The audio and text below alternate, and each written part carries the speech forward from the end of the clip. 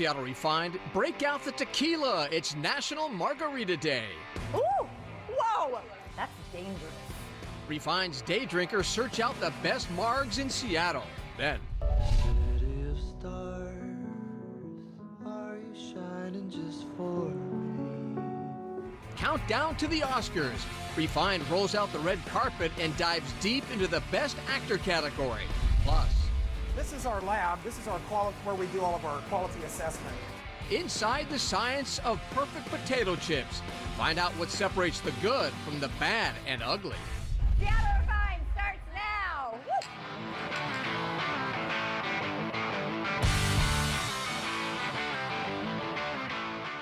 Hey everybody, welcome to Seattle Refined. I'm Gart Swanson. Normally we aren't proponents of day drinking here on Refined, but today is different because today is National Margarita Day. And if you're like me, there are a few things you love more than sitting down with some chips, maybe a little guac, and a margarita on the rocks. Salt on the rim, please. In honor of this special day, we sent Refined's Carrie Brandenburg out with her special investigative team to find Seattle's best margaritas. Let's be honest, this tough assignment should not be handled alone. That's why I brought along two trusted advisors who share my same genetic passion for margaritas. My opinionated sister Annie and my free-spirited sister Paige. Our first stop, La Carta de Oaxaca in Ballard. And it's slammed in here. Are you guys always this busy? Yes, we can get very busy.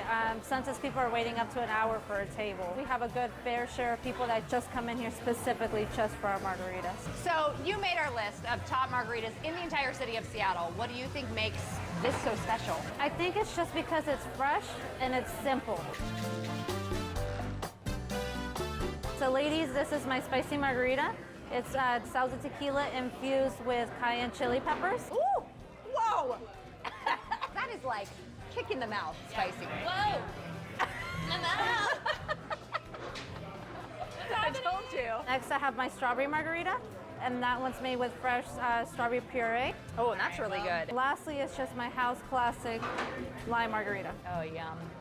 Is it summer yet? Because that's what this tastes like. We didn't have to go far for our next top margarita. A small Ballard tapas bar called Ocho. So we hear there is one margarita on this menu. That's correct. It's the $12 margarita, so named because of the price of the tequila for this drink. It's a very special tequila called El Tesoro Añejo. It's an aged tequila, has kind of a pine sap and caramel overtones, a little bit of a citrus finish. Sounds delicious. We will take 3 of those. Delightful. Salt? Yes, please. Salt. Yes. You can say no.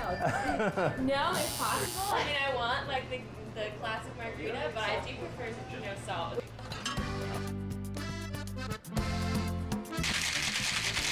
All right, $12 margaritas. All right. No salt for you. Woo. Cheers. Oh my goodness, that is delicious. Do you have people that come in specifically for this Absolutely. margarita? In a cocktail with so few ingredients, it's so simple, then you want to use the best ingredients that you can find. And you told us there's 3 ingredients, but you add a 4th. What is your 4th ingredient? It's love, of course. You have to feel it. We were feeling those margaritas, but we had one more place to hit up. The Saint on Capitol Hill. So you've made these lists a few times, right? You're known for your margaritas. What kind of makes the whole margarita experience here at the Saint so special?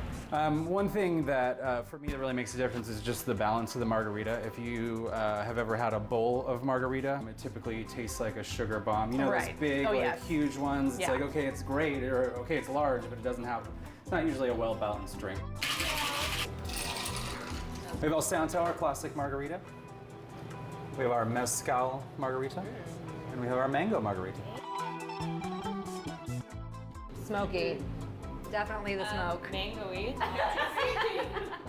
But like with that little bit of spicy kick, it's really good. And then this one, for the lovely adventurous Yes. one, is it's called sal de gusano. Okay. Gusano translates to worm. Oh, like a worm in the ground? Yeah, like the one that's in the agave bottle. So it's brown because it's worm. Would you say that you have the best margarita in Seattle? Of course I would say that we have the best margarita in Seattle. Well, ladies, I think our margarita day was definitely a success. Cheers to the best margaritas in Seattle. Cheers. All right. Many multiple. To learn more where you can enjoy the best margaritas around, log on to our website. And Refined has even more south of the border temptations for your taste buds. How about South Seattle's 5 best street tacos? Refined foodie extraordinaire Jenny Schulz took on the ridiculously delicious task of tracking down the best South End tacos around. No cart, truck trailer, or market went unexplored. To see if your favorite taco spot made the cut, log on to our website and search for the best street tacos. From best tacos to best actor. Okay, we know that's a stretch, but just go with it, all right? This year's Oscar contenders in the Outstanding Actor category are off the chain amazing. We're not kidding. From the 2-time Oscar winner Denzel Washington to the first-time nominee Andrew Garfield. The field is stacked. Refined movie guy Scott Carty has more. All right, let's try to talk frontrunners here. At the Golden Globes, Best Actor in a Drama went to Casey Affleck, and the Globe for Best Actor in a Musical to Ryan Gosling. At the SAG Awards, Denzel Washington received the actor. So this is a very tight race. Now, one of the actors on the list is nominated for a movie filmed right here in the Northwest and featured at SIFF, Viggo Mortensen in Captain Fantastic. What we created here may be unique in all of human existence. This was an independent movie not too many people saw, but Mortensen played a father raising his 6 kids in the wilderness, and he made a very big impression. It's Mortensen's second nomination.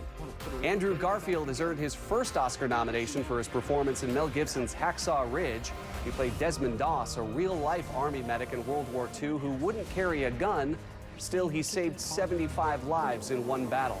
I talked with Andrew about the intensity of his spiritual and physical role. Yeah, it left me empty. It was an interesting thing. We got about halfway through shooting that sequence, and I realized that I just didn't.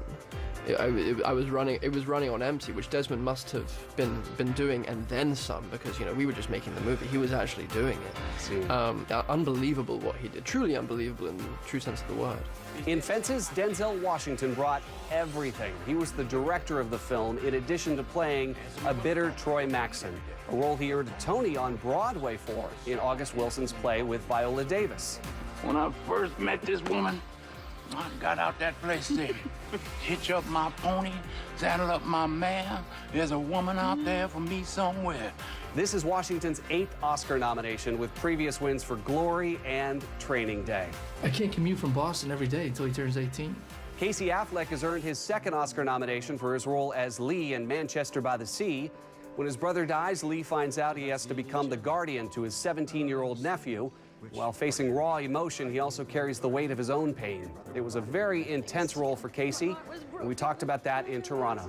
It's sort of why I do movies in the first place, is to get in, is to sort of play somebody else's grief other than your own for a little while, and sort of get to live in someone else's problems and get away from your own for sometimes. Finally, there's Ryan Gosling, who acted, sang, danced, and played the piano for his dazzling performance in La La Land. City of stars, are you shining just for me? This is Gosling's 2nd Oscar nomination, and it would be his first win. In my one-on-one interview with Ryan in Beverly Hills, we talked about when he knew he was going to be a part of something really special with La La Land. When I first met with Damien, I met him not about this film, but just it was a general meeting. Damien, the director, and he's a very infectious person who has a lot of passion for film and making films that, in his words, you don't want to see on your iPhone, that you want to go to the theater to see. On Friday, we'll go through all of our predictions for this Sunday's 89th Academy Awards on Como, but tomorrow, I'll take you through the category of actress in a leading role. Scott Carty, Seattle Refined. So who do you think should win Best Actor? Log on to our Facebook page and cast your vote. We will reveal the results on Friday. Seattle Refined is teaming up with our sponsors at Redmond Town Center for a Red Carpet Movie Awards contest. Just head to seattlerefined.com/Redmond and make your movie picks for a chance to win an amazing package, thanks to iPick, Gene Juarez, Cycle Bar, and Island Time Eatery. Again, head to seattlerefined.com/Redmond for a chance to win.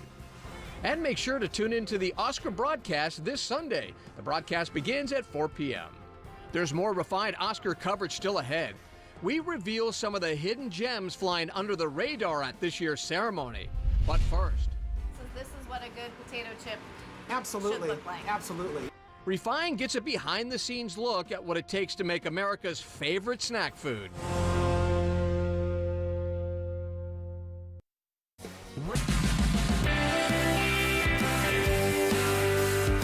Hey, welcome back to Refined. I'm Gard Swanson. If you're heading to an Oscar party this weekend, there's a good chance they'll be serving America's #1 best-selling snack food. We're talking about the potato chip. And as Washington-grown's Christy Goranson discovered, the best way to get great chips is to start with a fantastic potato. No party is complete without snacks, and the #1 snack in America is potato chips. I'm off to Quincy to see what makes the perfect potato chip. Well, I'm here with the Thamer brothers, and we are in front of your gorgeous potato fields, and they gave me a shovel here, and you're gonna put me to work? Sure, why not? A perfect potato chip starts with a perfect potato in the field. These potatoes were planted in March, and they're about a month away from harvest. We set out to check the plants and see how they're coming along. If you want to just start right there and go down. I heard a potato go in half. That's okay. Oh, sorry. No, he that's fine. heard it.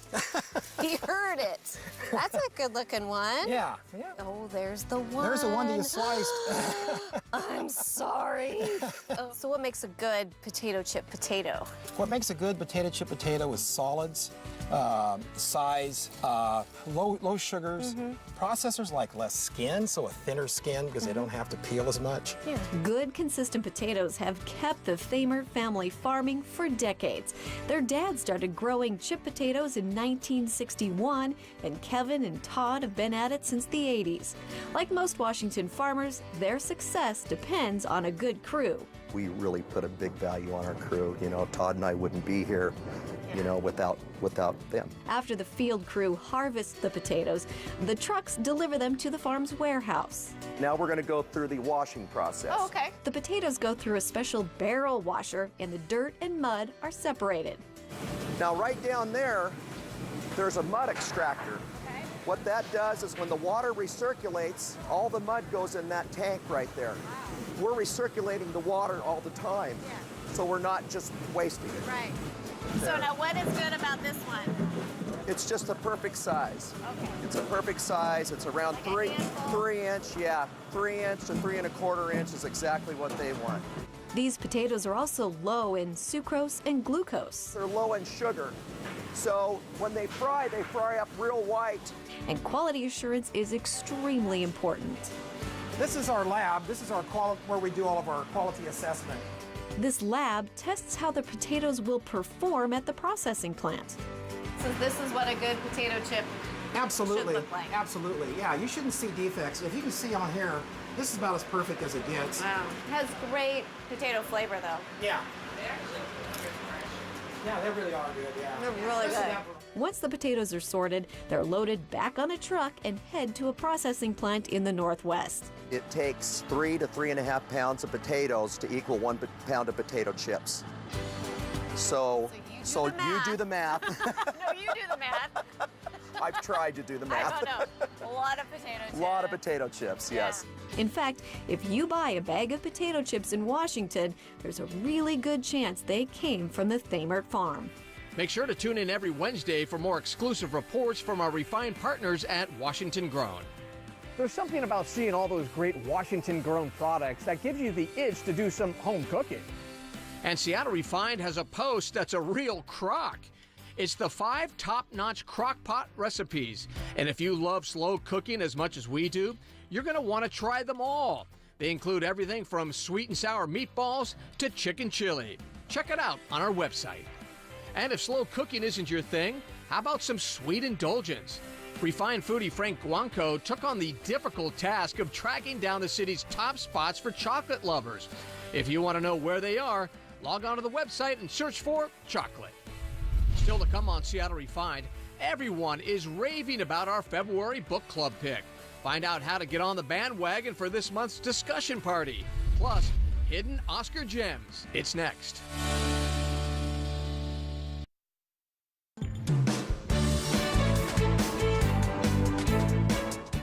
Welcome back to Refined. Well, it's Oscar season, and you can really feel the buzz as moviegoers flock to the theaters to decide which movie they think should be crowned Best Picture. But not every nominee has a big studio behind it or even a huge marketing budget. But that doesn't mean they aren't worth seeing. Here's our refined roundup of some of the hidden gems in this year's Oscar race.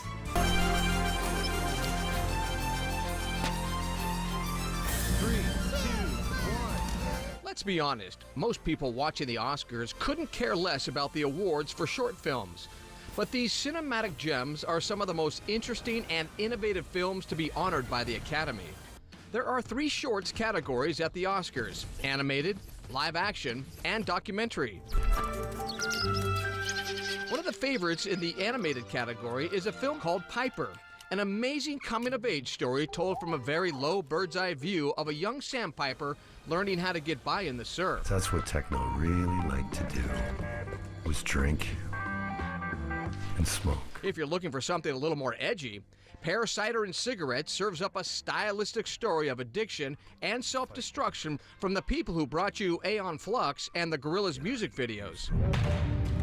If intense reality is your thing, the films in the short docs category won't disappoint. Follow the lives of young children in the battle-torn city of Aleppo in Watani, my homeland. It would feel like murder to pull her life support. Experience life and death decisions in an intensive care unit in the film Extremist. They're not wearing life vests. Or put yourself right in the middle of the European immigrant crisis with the film 4.1 Miles. Turn up the drama in the live action category with films around the world. Standouts include a Spanish film called Time Code, in which a couple of parking lot security guards develop a strange relationship through surveillance cameras. The Hungarian film Sing pulls the curtain back on the corrupt and cruel world of an award-winning children's choir. And Silent Nights is the story of a young woman who falls in love with an African refugee with a dark past struggling to survive in his new home.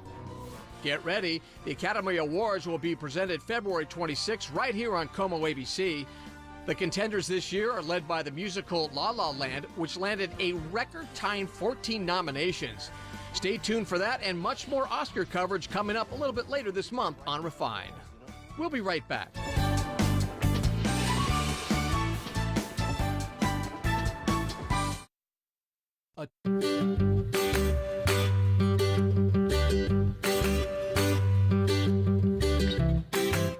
Welcome back to Refined. Not only are we counting down to Oscars here at Refined, but we have to tell you we're really excited for our upcoming book club soiree. This month we're reading This Is How It Always Is by Seattle author Lori Frankel. And if you haven't joined our Refined book club yet, now is the time. This book is fantastic. Hey guys, I'm Britt Thorson, managing editor of Seattle Refined. If you are reading along with us on This Is How It Always Is by Lori Frankel, you should be about 3/4 of the way through. That's done with part 3. So far, we are loving it, and we are not the only ones. Mary says, just finished This Is How It Always Is. Thank you for a thought-provoking, moving, and terrific read. Loved it. Leanne simply says, thank you for this book. And Nancy says, just finished reading this super novel about a family raising a child with gender dysphoria. Such a great read for any parent, funny, engaging, heartfelt. So the reading part is almost done. Let's get on to the talking part. Please come join our discussion group next week, March 1st at Room and Board in University Village. Anyone is welcome. Just email us to RSVP. There'll be drinks, there'll be talking, there'll be fun. hello@seattlerefined.com to snag a spot. Thanks. For more information on how you can join our Refined Book Club, sign up for our newsletter at seattlerefined.com/book club. All right, that'll do it for today's show. Thanks for watching. We'll see you next time right here on Seattle Refined.